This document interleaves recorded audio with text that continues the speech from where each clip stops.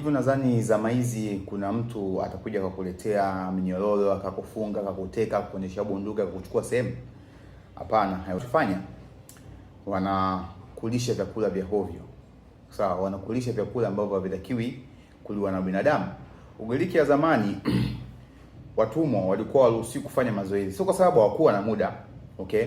Ila kwa sababu nguvu ni kitu hatari sana ilikuwa kwa watu watawala. Sawa, wa Roma, okay, waliwalisha mateka wao mikate na maharage.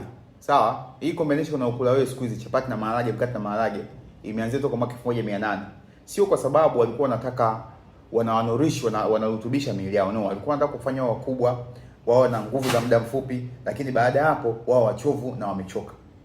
Wakulima wa Europe, sawa, walikuwa wanalishwa mkate na oats. Katazwa kabisa kula nyama na kula vyakula vinavyotoka na wanyama.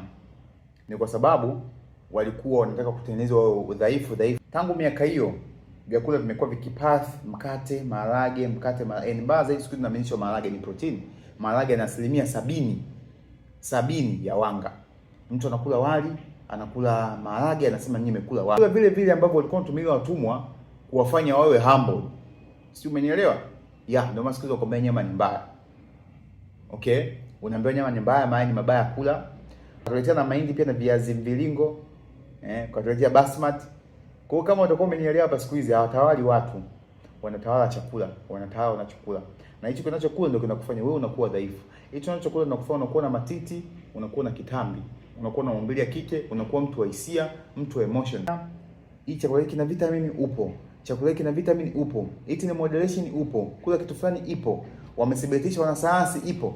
Unazungukwa na vyakula vinavyokufanya unakuwa mnene, unakuwa bloated, unapata acid reflux, unapata maumivu ya magoti, unapata maumivu ya kiuno, unapata maumivu ya mwili na kutengenezea chunusi, unapewa sunscreen, unaamini bado wana nia nzuri na wewe. Umeambiwa nyama ni mbaya inasababisha cholesterol, umekubali moja kwa moja, lakini bado unakula oats, unakula mkate, unakula cereal. Pa mwanae zawadi ya juisi na keki. Unaamka asubuhi unakula matunda, unakula mkate. Umetengenezewa addiction, umetengenezewa confusion. Sawa? Siku hizo tunatumika a lot of money kubrand hivi vyakula. KFC, burger, pizza, utasikia Pizza Hut, nini. Na vyakula vingi ambayo hana msingi wote kwenye mwili wako. Toka unajisi mchovu, una hasira, una stress, una kila kitu. Una maumivu kila sehemu na ujue uwezo kuyakabili. Okay, hili sio swala tu kupungua uzito. Hili sio swala fitness. Hii ni vita ya ufahamu. Ni vita ya uelewa. Tunakula maboga hapa, sio kama tumechanganyikiwa.